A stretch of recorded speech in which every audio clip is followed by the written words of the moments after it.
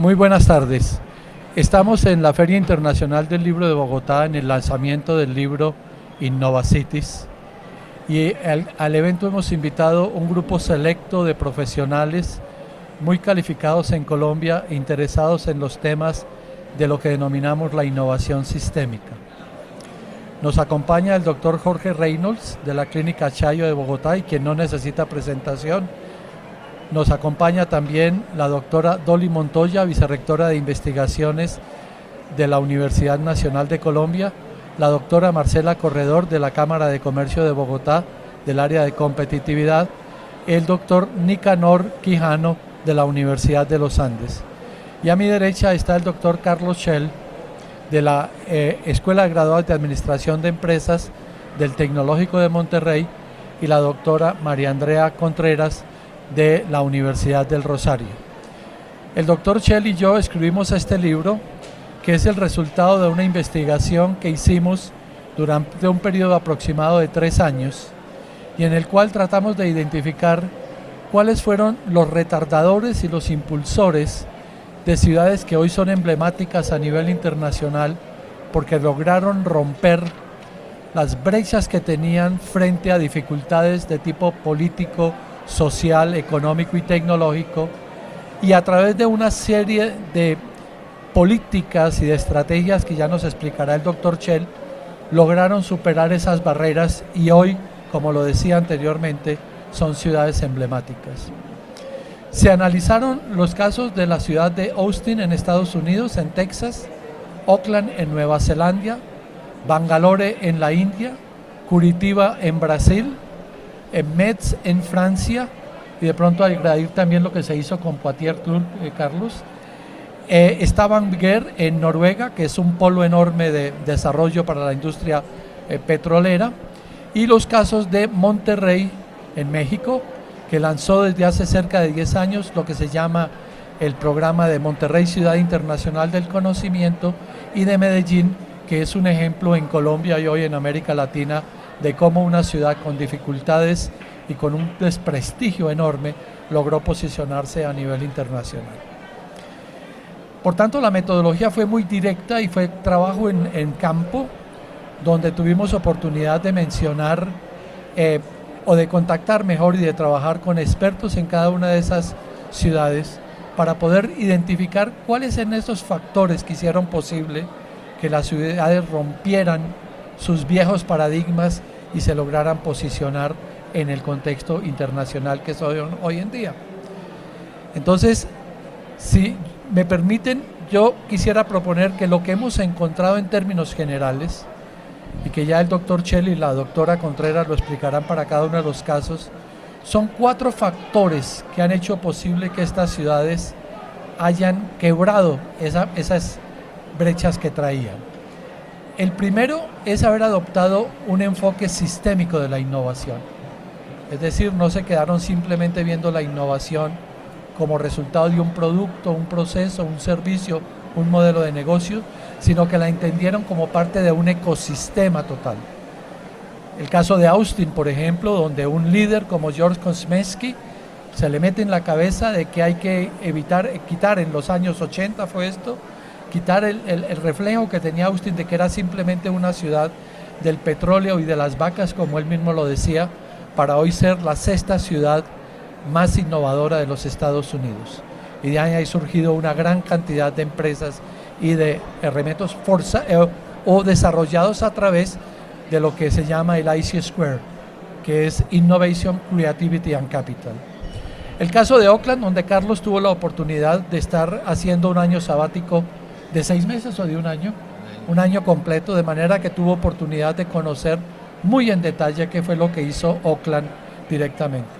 En el otro caso de Metz es una relación que yo tengo ya hace muchos años como profesor invitado de la Escuela de Ingenieros de Metz en Francia, y eso en colaboración con un profesor de allá, el profesor Olivier Ristorant, desarrollamos el caso de Metz, que aparece porque fue una región que fue una región del carbón en los años 80, y el señor François Mitterrand tuvo que tomar la política dentro de la Unión Europea, tuvo que tomar la decisión política de cerrar todas las minas de carbón en esa región.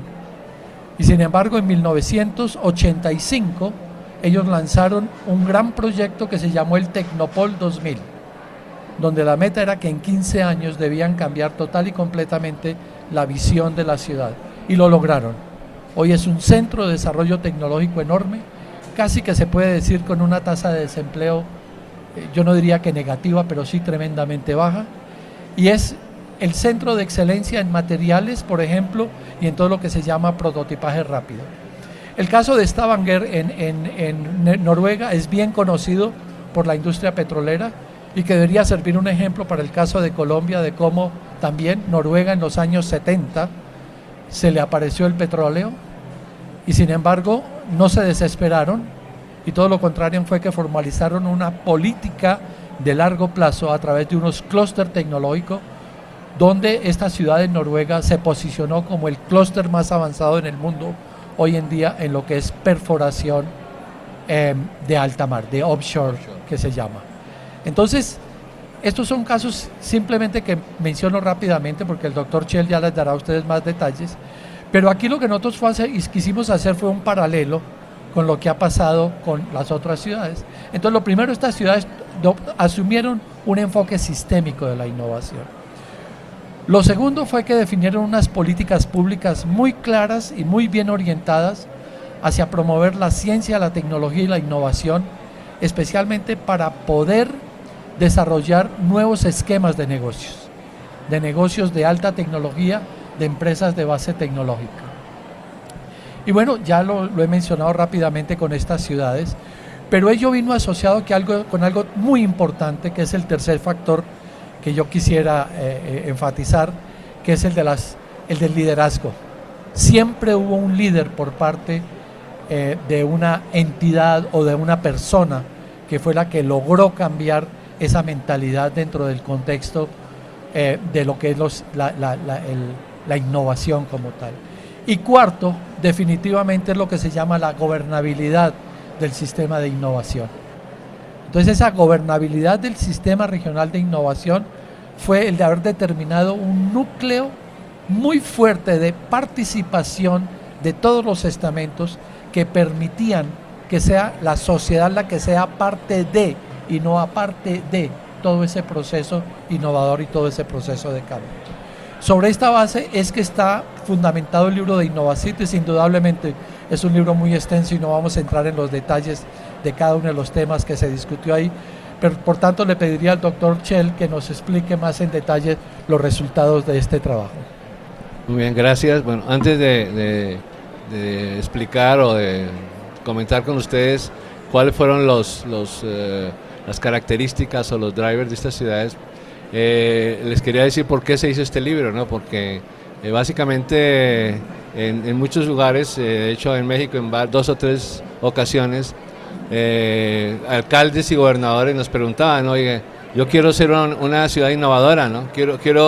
Y estuvieron en el Silicon Valley y estuvieron en otras ciudades, dice, oye, nosotros queremos ser como ellas, ¿qué hacemos para que la ciudad en que estamos pues sea como estas ciudades, ¿no? Unas ciudades vibrantes, económicamente competitivas, ¿no? Limpias. Entonces, en base a eso, hace unos 5 o 6 años nos dedicamos a buscar qué era lo que hacía una ciudad que fuera innovadora, o sea, cómo se medía la ciudad innovadora y cuáles eran los drivers, o sea, los impulsores para hacer que estas ciudades fueran innovadoras. Y claro que no fuimos a Silicon Valley porque todo el mundo conoce Silicon Valley, ¿no?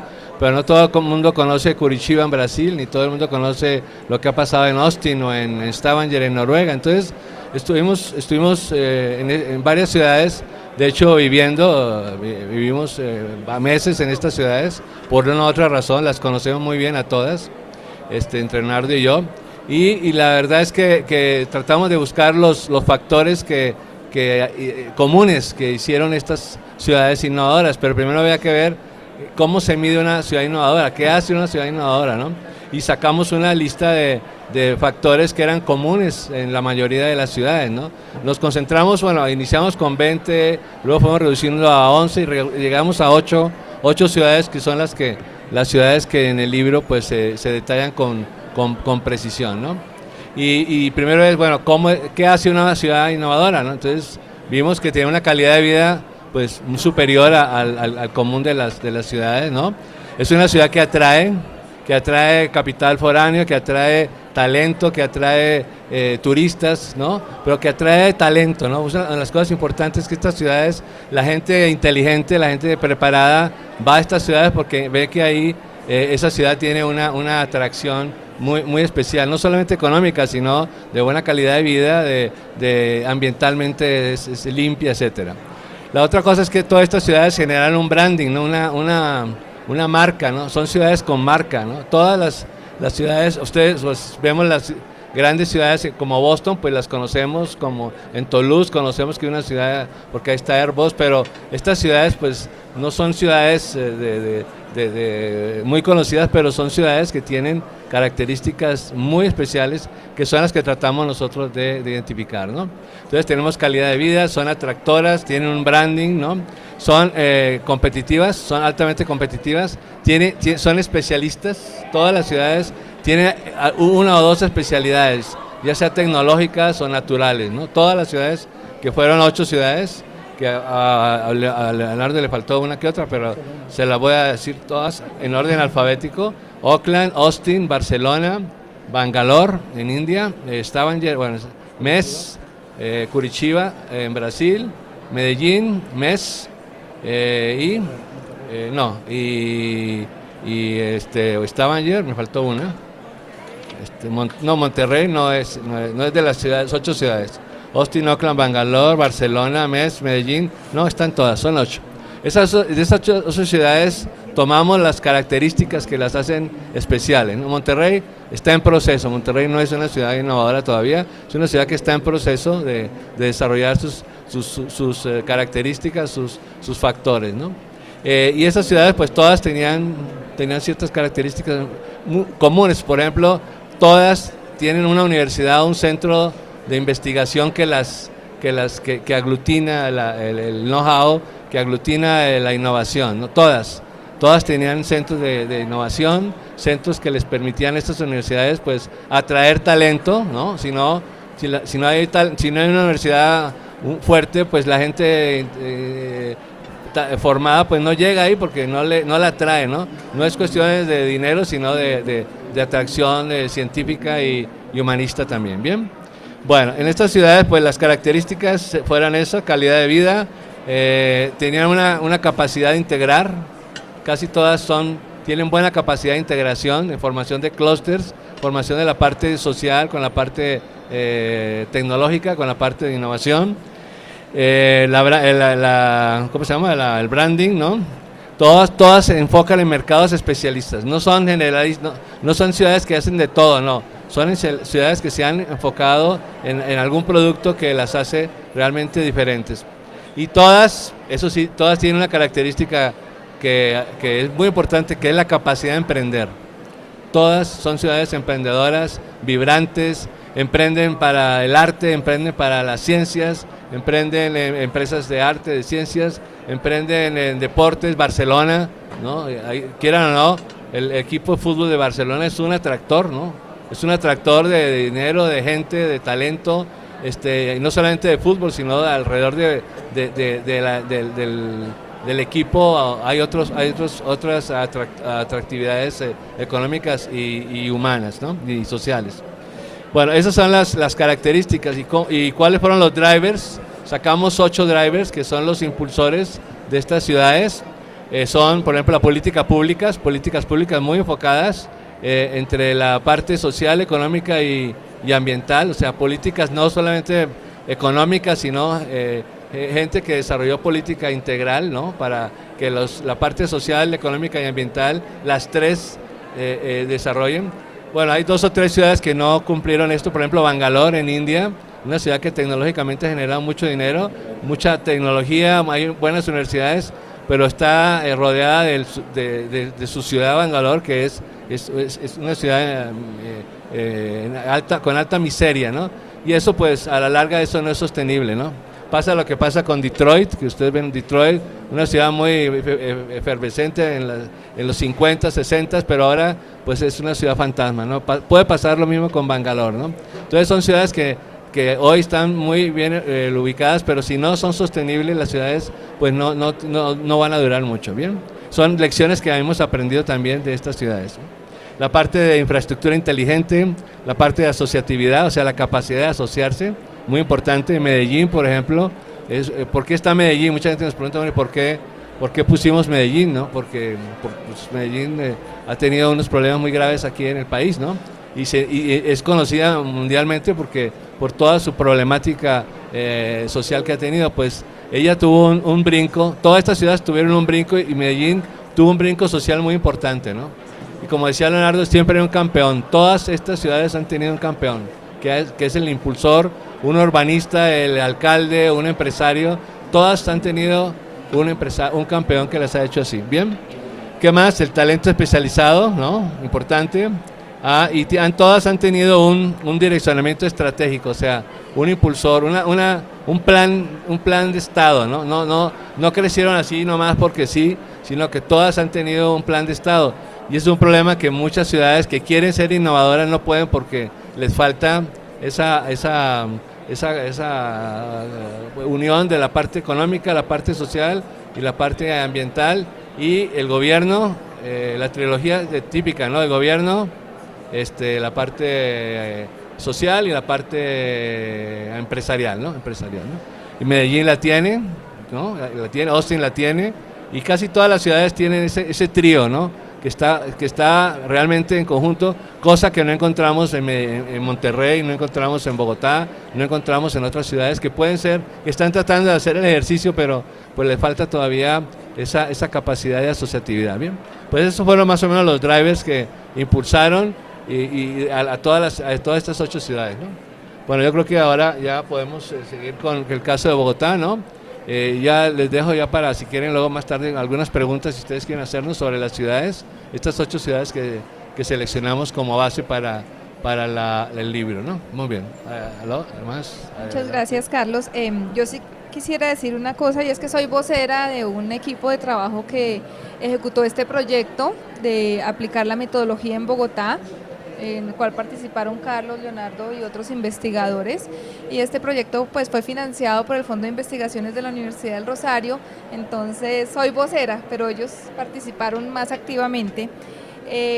Fue muy interesante, digamos, todo este proceso de aplicar la metodología, y lo primero que intentamos hacer fue como un diagnóstico de cuáles eran las capacidades generales que tenía Bogotá, cuáles eran sus fortalezas y sus debilidades, y de ahí para allá, una vez se aplicó la metodología, pudimos encontrar, digamos, qué tan lejos o tan cerca podíamos estar como ciudad.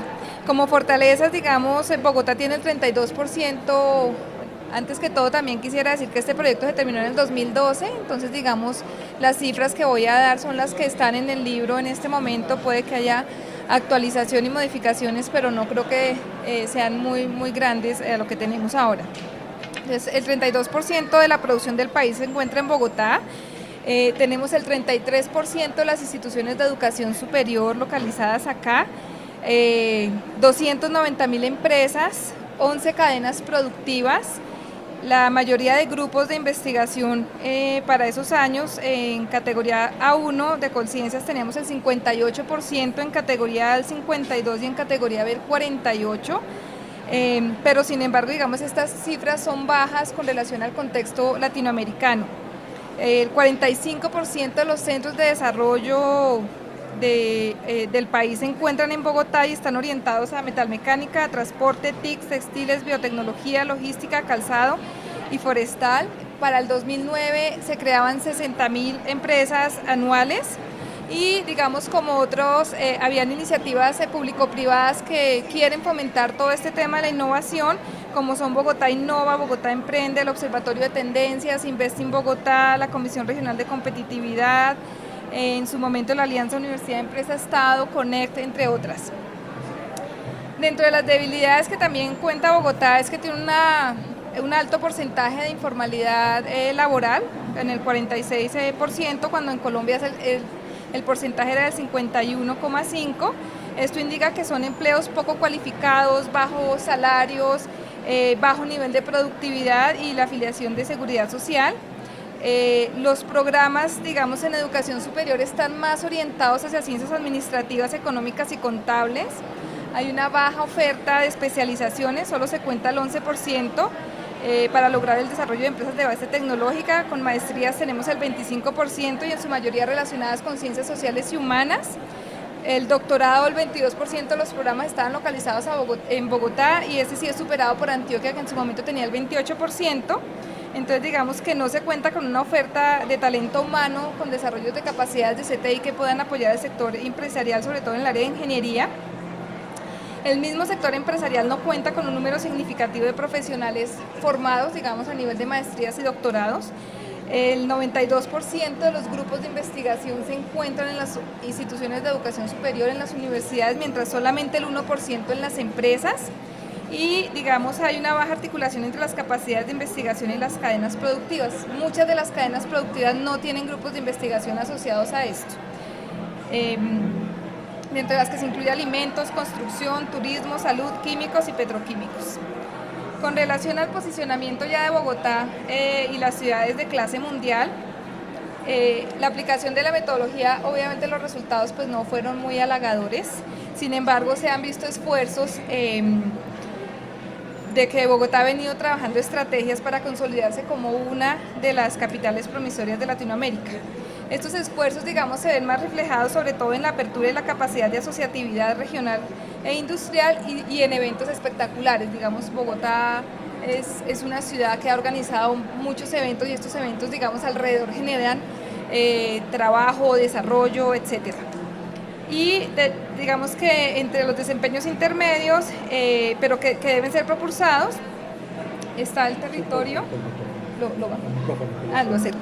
El territorio de desarrollo del conocimiento, está la estructura de emprendimiento y el desarrollo empresarial. Digamos, para este grupo lo más relevante sería una política industrial que proporcione un marco estratégico y condiciones, digamos, necesarias para que pueda impulsarse el resto de variables. Dentro de las características de Bogotá versus las otras ciudades emblemáticas, digamos que Bogotá está muy por debajo de las ciudades, sobre todo, digamos, en los aspectos como calidad de vida, cultura emprendedora, la planeación urbana. Digamos, en el aspecto que más se acerca a las ciudades emblemáticas es activos territoriales, y en los demás, digamos, sigue siendo como un nivel intermedio. Esta información pues la pueden profundizar mejor en el libro, entonces no voy a desarrollarlo más. Y como oportunidades de valor, digamos, en este trabajo se encontró la inversión en economías verdes y la exportación de flores, la exportación de know-how de este tipo de productos por su recurso humano, la maquinaria o procesos industriales, una industria láctea con alto valor agregado. Bogotá debería convertirse en un hub de comercialización de la industria láctea. Por la capacidad educativa, las universidades podrían desempeñar un mayor proceso de innovación en el sector productivo, generación de clúster entre el sector empresarial y la universidad, enfocados en áreas de mayor impacto, como por ejemplo serían biotecnología y el sector automotriz. La biodiversidad ofrece grandes oportunidades, incluido en el sector farmacéutico.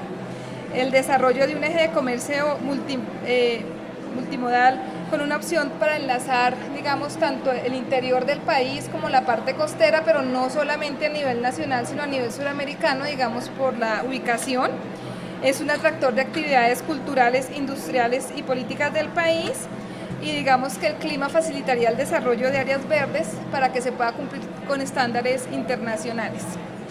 Desde las conclusiones, pues, lo que nos quedó es que nos falta mucho camino por recorrer para que Bogotá pueda llegar a ser una ciudad emblemática, y lo más importante, o de los aspectos importantes a trabajar, es el desarrollo de un sistema regional de ciencia, tecnología e innovación que permita impulsar y apalancar la innovación no solo industrial, sino en el desarrollo político, ecológico y de forma sustentable. Digamos, esto es a grosso modo lo que encontramos en el caso de Bogotá. Bueno, muchísimas gracias, de manera de que ya pues queda en manos de ustedes escuchar sus comentarios, sus preguntas, sus opiniones, para bien o para mal. Nos gustaría muchísimo conocer lo que ustedes tienen en mente. La doctora Dolly Montoya. Bueno, me adelanto porque tengo un evento de la universidad luego también. Pues yo he conocido a Carlos y a Leonardo desde hace algunos años, a Leonardo desde METS, de los encuentros de METS y la Escuela de Ingeniería. En la presentación del libro y en la dedicatoria me sentí totalmente identificado con la frase que dicen que este libro está dedicado a los innovadores, a estos innovadores que estamos creando. Voy a leerla exactamente.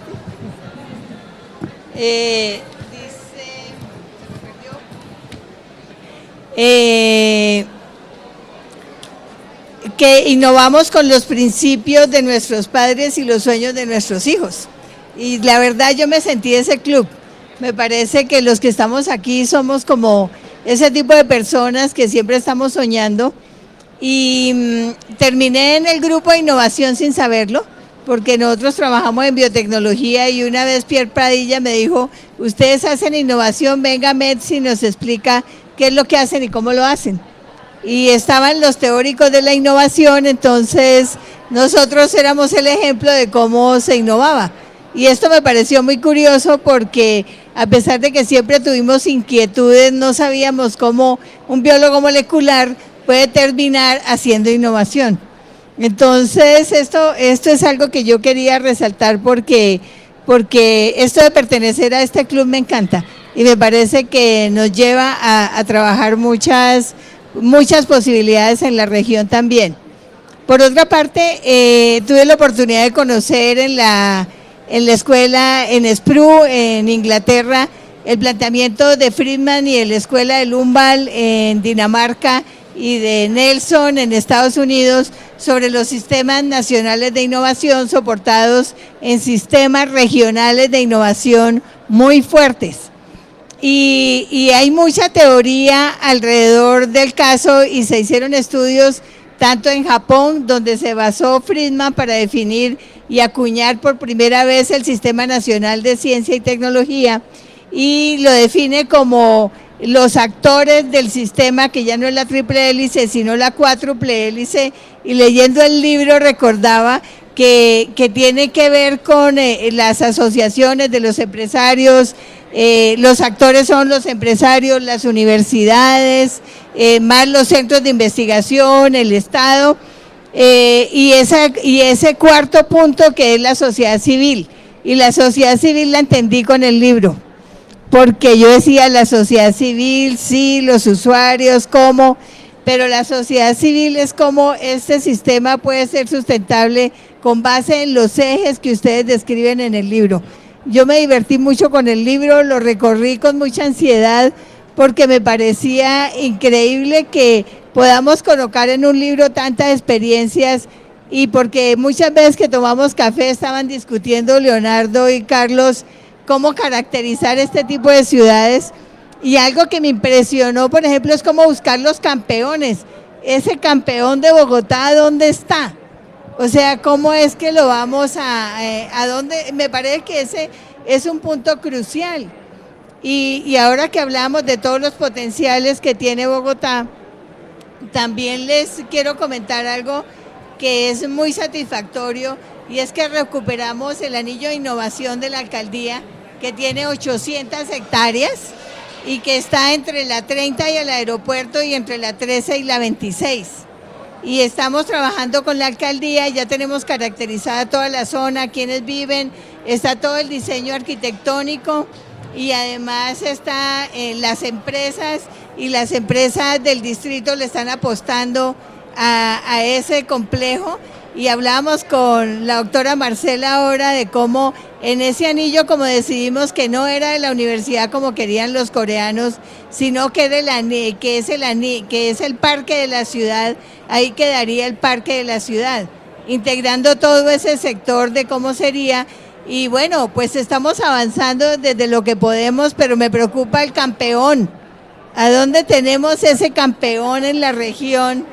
Me lo tiene para que pueda liderar ese proceso porque eso no lo pueden hacer los académicos, eso tiene que hacerlo gente de la empresa. Entonces es algo que yo sí quería resaltar y contarles que es una buena noticia y que esperamos que en 2 meses ya el Consejo de Bogotá apruebe el anillo que lleva el POT. Algo que preocupaba mucho era si tiene POT, y existe el POT el Plan de Ordenamiento Territorial está aprobado en 3 POT de Bogotá y en el momento está aprobado y está definido cuál es el sector del anillo de innovación. Entonces, por eso hay muchas partes que todavía siguen baldías dentro de ese sector y realmente creo que Bogotá tenemos una buena esperanza, todo el mundo está empujando y creo que este espacio nos va a permitir proyectar también la ciudad. Entonces, pues yo quiero felicitarlos de verdad por lo que a mí respecta, me divertí mucho. Yo no sé innovación, pero me divierto con la innovación. Entonces la verdad que creo que es un gran aporte, sobre todo que ya está como muy probado qué es lo que tenemos que hacer y yo creo que hay que hacer un equipo muy grande para proyectar el anillo, el parque, porque además el anillo está rodeado por todas las universidades de Bogotá. O sea, si ustedes vieran el mapa de las instituciones que hay en todo este anillo de innovación, ahí tenemos 800 hectáreas ya que se ha venido organizando la ciudad y proyectando en ese anillo. Yo siento que puede no ser la única alternativa, pero es un buen punto para empezar. Muchas gracias. Bueno, Marcela Corredor, de la Cámara de Comercio de Bogotá. Mil gracias. Quise seguir en la palabra para que Dolly se vaya con un mensaje alentador de que sí estamos buscando el campeón, Dolly, y lo estamos buscando entre todos. Por eso, pues, quise intervenir. Ante todo, felicitar a los autores, a Carlos Shell, a Leonardo Pineda y a María Andrea, y a la universidad, por supuesto, que ha tenido la gran idea de publicar esta excelente investigación. Creo que esta investigación sobre las 8 ciudades innovadoras nos arroja lecciones muy importantes de esas características emblemáticas que tienen quienes han transitado ese camino hacia la competitividad a través de la innovación. De esta manera creo que el libro llama la atención sobre cómo la clave para llegar a ser un jugador de clase mundial definitivamente pues es innovar. Pero además quisiera llamar la atención que el libro no solamente llama e invita a la innovación per se, sino a una innovación especial, a esa innovación que tiene implicaciones no solamente en el sistema económico, sino en el sistema social y en el sistema ambiental, y me parece que eso es fundamental en esta época que vivimos.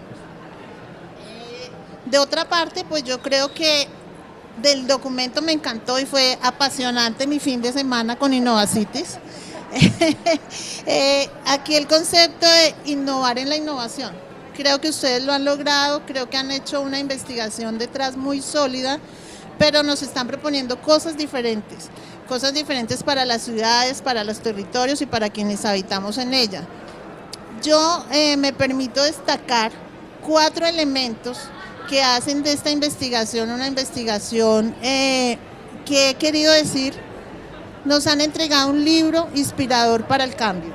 Y creo que esos 4 elementos tienen que ver con algo que ya Leonardo señalaba, que es el enfoque sistémico, la solidez de la metodología, algo que quiero señalar como bogotana, como representante de la Cámara de Comercio de Bogotá, y es el aporte que esas experiencias exitosas hacen para inspirarnos a encontrar ese camino para Bogotá.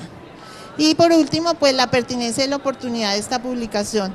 No me voy a referir al enfoque sistémico que ya ha sido muy bien explicado por ustedes, pero allí lo que quiero señalar es una denominación que ya Carlos Shell al comienzo nos hacía de la ciudad innovadora, que creo que la palabra más atractiva es aquella de que es una ciudad vibrante.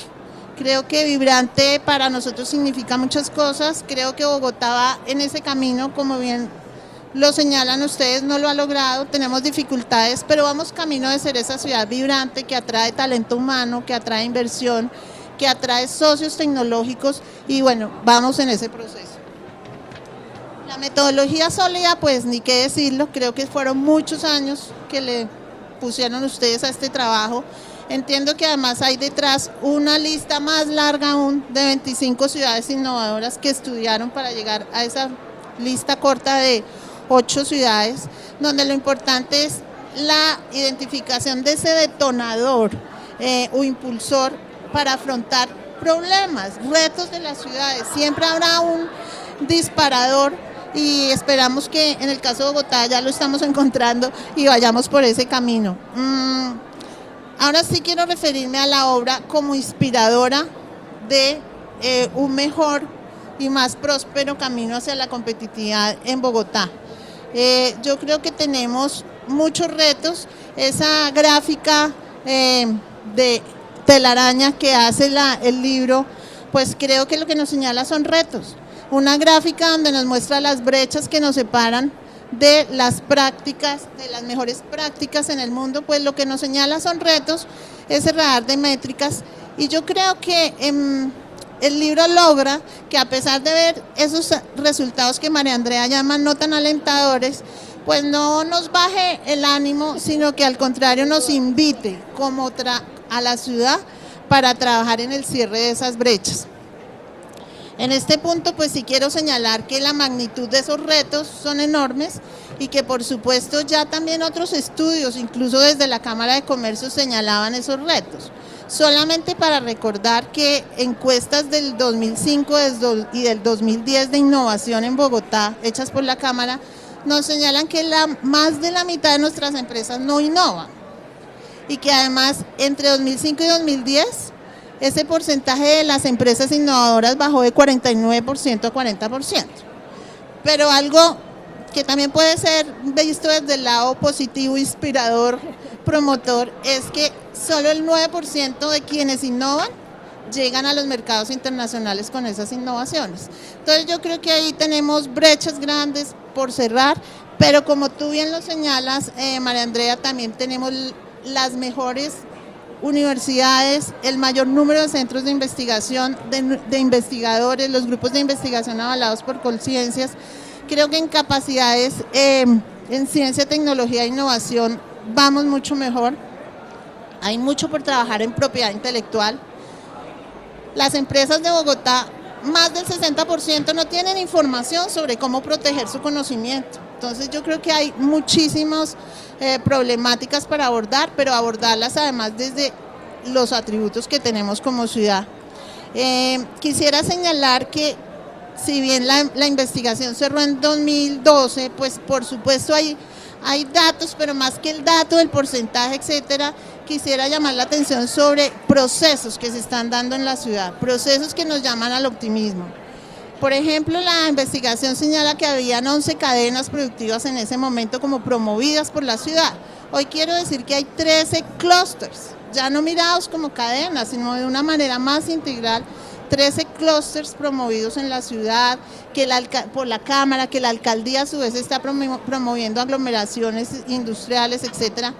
Pero también quiero señalar algo importante, una cultura de trabajo público-privada que se ha ido afianzando en Bogotá.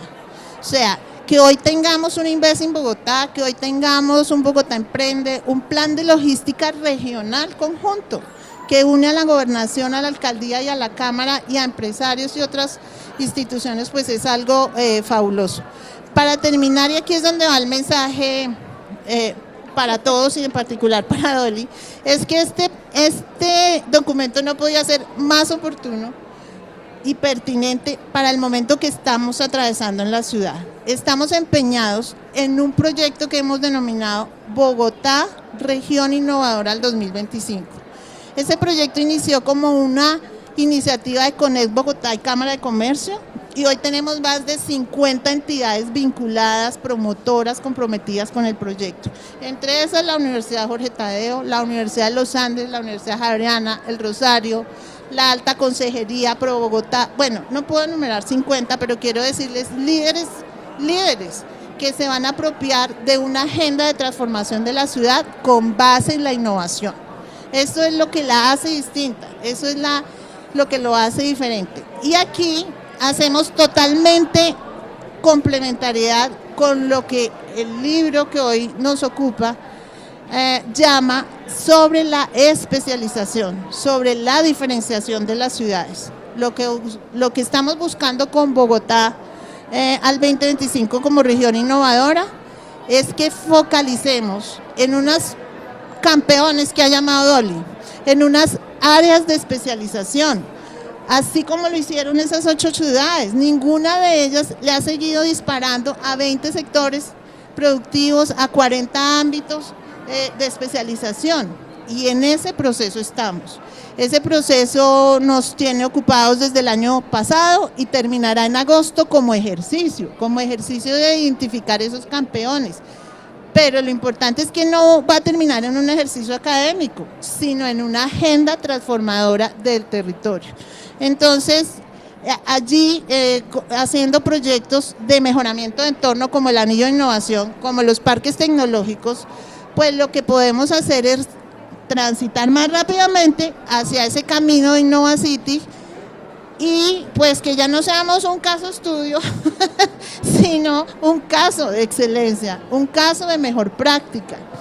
Y probablemente vamos a llegar al punto entonces de estar compartiendo unas buenas prácticas, porque Bogotá quizás encuentre esa diferenciación en ser un biopolo. Esas son las cosas que estamos viendo a partir de las capacidades que hoy existen, o sea, y de unas tecnologías transversales habilitadoras como las TICs, como la nanotecnología, la domótica, que hacen que tengamos verdaderas posibilidades de ser jugadores mundiales. O sea, no es hablar con el deseo, es hablar sobre unas capacidades y sobre unas lecciones aprendidas. Espero que pronto podamos decir que estamos en el camino de ser ese biopolo, o ser un hub de conocimiento avanzado, o ser un centro creativo y de diseño. Muchas posibilidades que tenemos para hacer una ciudad sostenible en lo económico, en lo social, en lo ambiental, en todos los ámbitos, gracias a las posibilidades que hoy nos ofrece la innovación. De esta manera termino nuevamente felicitándolos, nos dan una excelente material, una excelente referencia para inspirarnos y para crear conjuntamente esa Bogotá que todos queremos hacer. Bueno, muchísimas gracias. Sí, ¿quién? El doctor Jorge Reynolds. Sí, por favor. Bueno, para mí, leyendo este libro, se me han venido a la memoria varias cosas. Los elogios de último del libro. Los elogios y la dedicación de ustedes en hacer, lo hago a lo último. Pero tenemos que pensar que todas estas ideas innovadoras, centros de creación, de innovación, viene desde muchos años atrás. La nanotecnología, por ejemplo, nace tal vez 4000 años atrás en el Japón, con los samuráis, conocimientos de crear espadas de una gran calidad, y que se fue inculcando esto en generaciones y llegaron a todas partes del Japón y de Asia, haciendo las mejores espadas del mundo. Así es que, y eran familias las que se dedicaban, y hay que tener en cuenta que siempre fue por una necesidad. Eso es una de las cosas que tenemos que crear, qué es lo que verdaderamente necesitamos, para de ahí crear una palabra que no me gusta mucho, que es la innovación, porque es demasiado traqueada, pero llegar a poder verdaderamente sobresalir en algo y tener obviamente un mercado. Vamos también hacia los vikingos, a los griegos, embarcaciones maravillosas, una necesidad absoluta porque eran también exploradores, y esto lo fue una necesidad de expandirse, de conquistas y demás. Y crearon centros astilleros, se puede decir, de la época para la construcción de todas estas maravillas. Ya un poco más adelante, Leonardo da Vinci, pues creador de 70 modelos, también de armamento, más que todo, y cosas como el tanque de guerra, como el helicóptero, como el avión, que fueron hasta únicamente el siglo pasado, el avión se volvió una realidad. Así es que me parece muy importante que la parte histórica también se toque, porque innovadores ha habido muchísimos, y yo pienso que este es un libro que deja una gran cantidad de enseñanzas para los jóvenes, para los que están comenzando con sueños de hacer empresas, y le deja una serie de puntos de reflexión. Así es que creo que ustedes han llegado a un magnífico tema de tocar una serie de puntos para que se analicen, se vean verdaderamente las realidades de poder llevar empresas o desarrollos comunitarios, tecnológicos, y no existe un manual de estos tan completo, con tantos ejemplos y con frases tan bonitas, que cuando se hacen frases bonitas en un libro se quedan en la memoria. Así es que felicitaciones, y ojalá este libro sea verdaderamente el despegue no solamente de Bogotá, sino de Colombia, como un país que puede encontrar muchísimos puntos de nuevas industrias y llegar a tener algo que la identifique como productor de algo innovador. Muchas gracias. Bueno, doctor Reynolds, yo pensé que se iba a referir porque usted es más innovador que cualquiera de nosotros, con todo lo que ha hecho con el marcapasos y con lo último que nos ha comentado de que es el nuevo marcapasos con nanotecnología. De manera de que ahí tenemos el líder de pronto que estamos buscando, que en el ejemplo y con lo que se está haciendo. De manera que a ustedes quienes le tenemos que agradecer muchísimo de que podamos estar hoy conversando de innovación, a pesar de que comparto con ustedes que la palabra innovación, como lo mencionamos en el libro, se está traqueteando y se está manoseando de una manera increíble, ¿no? De manera que muchísimas gracias. No, a ustedes muchísimas gracias, y yo no soy un innovador, sino pienso en un futuro mejor para todos los pobladores de este planeta. Eso yo creo que es el punto importante. Muchas gracias, doctor Reynolds. Me robo el micrófono para decirle que es un verdadero inspirador para todos nosotros. Exactamente. El doctor Nicanor Quijano, de la Universidad de los Andes, que es un especialista en muchos temas, especialmente de ciudades inteligentes. Y yo le decía que lo que más me preocupaba cuando él hiciera sus comentarios es que no creía que el libro fuera muy inteligente, de manera que vamos a ver qué nos dice. Muchas gracias a todos, muy amables por la invitación. El problema de hablar de último es que pues, ya todos los elogios están ahí. Sí, no sé qué más decir a nivel de elogios. El libro es excelente, fabuloso. No, que no son elogios. No, o sea, todos son bien merecidos. No, o sea, yo mejor dicho, me robaron casi todas mis páginas en términos generales a nivel de ideas. Pero sí tenía una serie de preguntas y más relacionadas con, pues, como usted lo decía, pues mi área de expertise es la ingeniería. Yo soy ingeniero electrónico, y hemos venido trabajando en una serie de conceptos en ciudades inteligentes, porque la Facultad de Ingeniería de la Universidad de los Andes desde hace unos 5 años definió una serie de líneas de investigación estratégicas, entre ellas energía, agua, movilidad y nuevos materiales.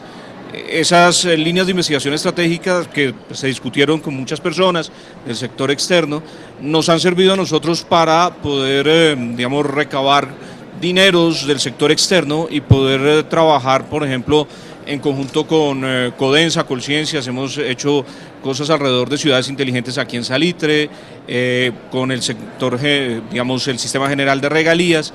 Y pues, digamos, tengo una serie de preguntas, no sé si, pues espero que no les incomode, a ver si, digamos, en líneas generales nos pudieran ayudar a nosotros a determinar, por ejemplo, si ustedes han identificado, digamos, algunos tipos de incentivos en esas ciudades, en esas 8 ciudades que ustedes estudiaron.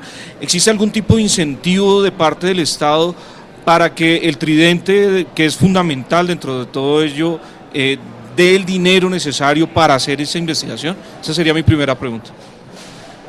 Bueno, de hecho uno de los 8 grandes impulsores es la política pública, ¿no?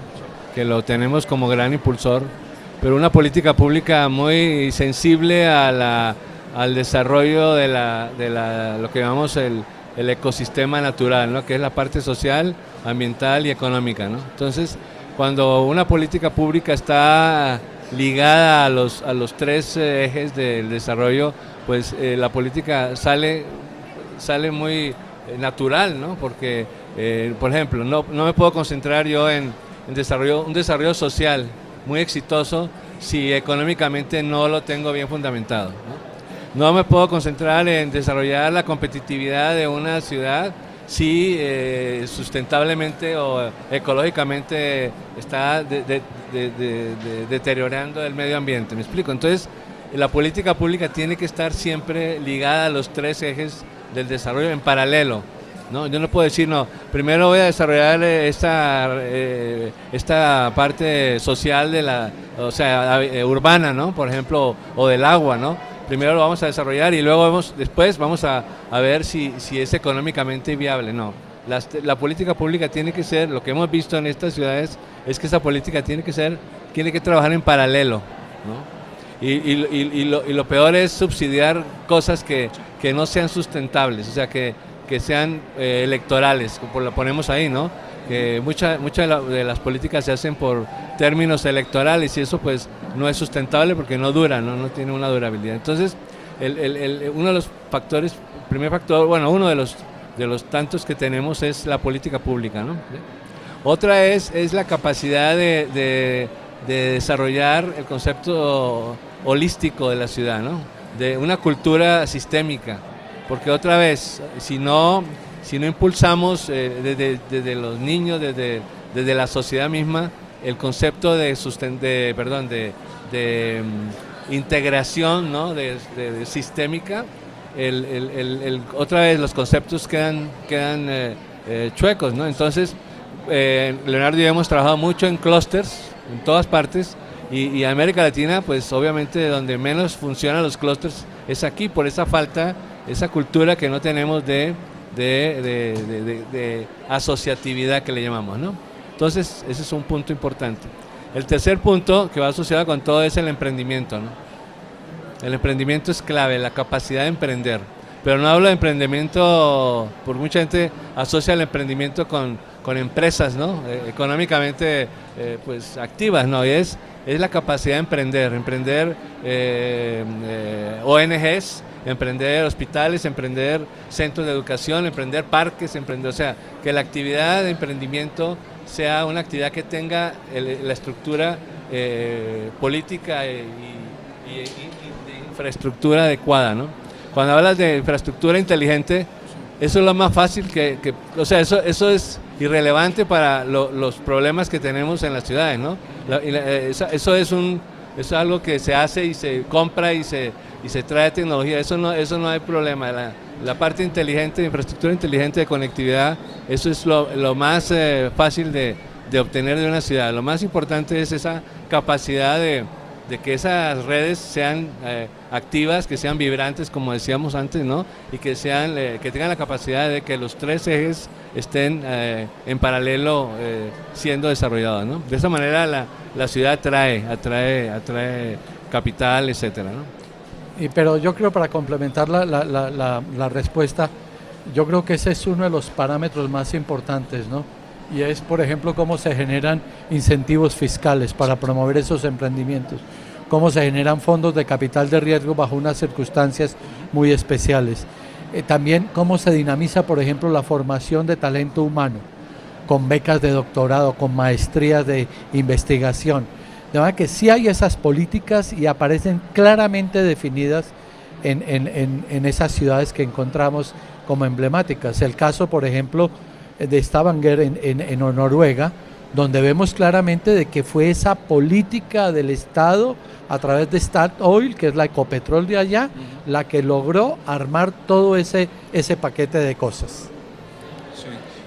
¿Y cómo hacerlo nosotros? O sea, ¿cómo hacerlo en un país? O sea, pues, ustedes plantean el caso de Medellín, que es un caso particular donde la parte social juega un papel muy importante. Pero mi gran preocupación es pues esa sostenibilidad a largo aliento, lo que usted decía de Bangalore, por ejemplo. Entonces, se necesita, por ejemplo, en el Brasil hay unos impuestos muy claros a nivel de que eso se vaya a la investigación, a la innovación, pero en este país, en Colombia, no existe como tal. Pero mire, yo difiero un poquito de que se necesitan reglamentaciones para esto. Una de las cosas que encontramos en todas partes, que no encontramos en ciertas ciudades, es ese campeón amarrado. Bueno, veamos el caso de Medellín para ver algo que que todos conocemos, ¿no? Medellín tiene todo lo que, toda esa estructura que digo yo, ¿no? Está la alcaldía, está el PM, está el grupo antioqueño. Entonces, ahí están los tres, y los tres están acoplados, ¿no? O sea, tienen una sola estrategia de Estado, ¿no? Entonces, yo no veo tanto como regulaciones ni ¿cómo se dice? Como dijiste, restricciones, sino que tiene que haber un plan hecho por alguien y algo que lo soporte. Y usualmente, aunque la política pública es un elemento básico para arrancar, no es el clave que vimos en estas ciudades, ¿no? Arranca, o sea, sirve como capital semilla, ¿no? Para arrancar, pero luego la empresa, el ciudadano, es el que tiene la responsabilidad de desarrollar este eje, ¿no? Ahora, una ciudad de 7 millones de habitantes, pues ahí vienen los problemas, ¿no? Sí, no. Entonces ahí no vas a poder, las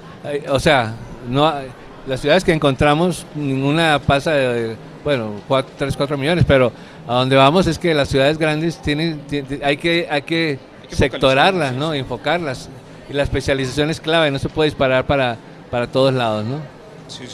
No, o sea, lo decía más como para dar ejemplos para ciudades como Manizales, Bucaramanga, sí. O sea, pequeñas ciudades del país en las cuales se podrían hacer este tipo de iniciativas y que las jalaría bastante. Pero lo interesante ahí, volviendo a eso, Nicanor, es ver que ya ha habido algunos intentos, ¿no? Por ejemplo, Manizales hace algunos años lanzó su gran proyecto de ciudad de conocimiento. Tuvimos el eje del conocimiento. También tuvimos el caso del Parque Tecnológico de Guatiguará, que quería dinamizar todo ese esquema. Lo que mencionaba Dolly Montoya del Cinturón Tecnológico de Bogotá. Pero yo creo nuevamente de que mientras no exista un doliente, un campeón, y yo creo que eso es lo interesante con la Cámara de Comercio, que con este proyecto de especialización de la ciudad-región con Cundinamarca, creo que es precisamente lo que se está buscando. Bueno, muchísimas gracias, les agradecemos mucho su participación. No, ya terminamos, muchas gracias. Sí.